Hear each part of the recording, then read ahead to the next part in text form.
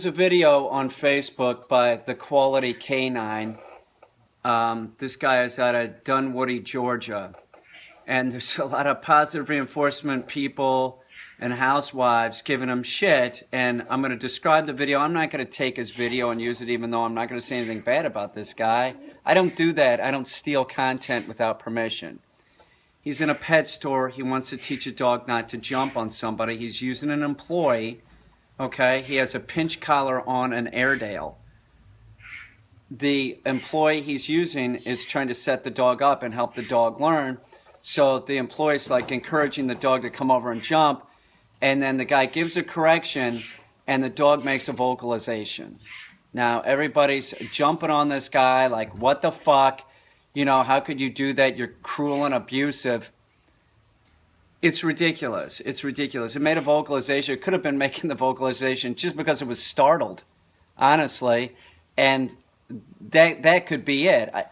If you hear a noise from your dog, of course you don't want to be having these noises from your dog, because that means that the dog would be getting excited. But if that happens during training, move on. And that's what I want to talk about, is on the second attempt for the pet store employee to encourage the dog to come up, the second and third attempt, the dog did not jump on her. The dog learned.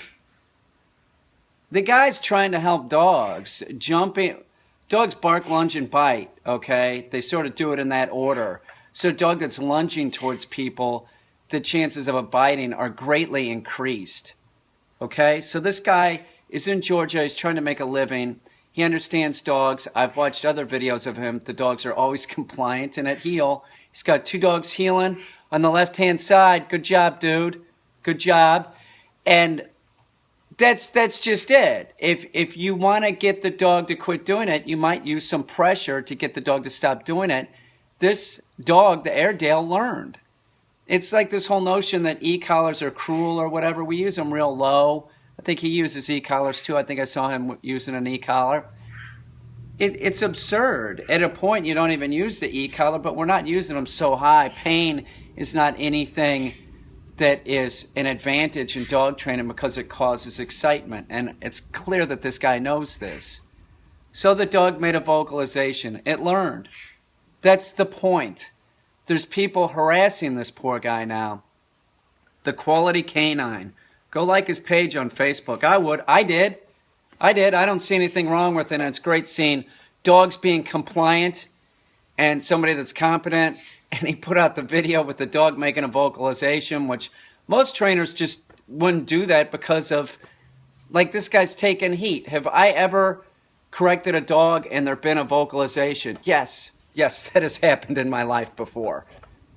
You know, it's not something that you want to do, but sometimes it happens. Sometimes you just startle the dog. I'll give you a perfect example. Scruff shaking a puppy. They don't know it's coming. They've never had it before, and that's something that a mother dog would do to a puppy. And I like what Purina said about it many years ago. My dad showed me a piece of paper. I was a kid, and he said, "Peter, read this." And it said, "The mother dog wouldn't hesitate to make the puppy squeal. So either should you." So what I'm saying is, once you only do a scruff shake on a puppy when they're real young.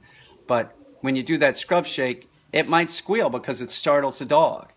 That's probably what happened with this Airedale. The Airedale was fine. It looked fine. It wasn't harmed. See what I'm saying? The dog learned. He doesn't have to give a correction for this probably again. It was just a vocalization. Move on, people.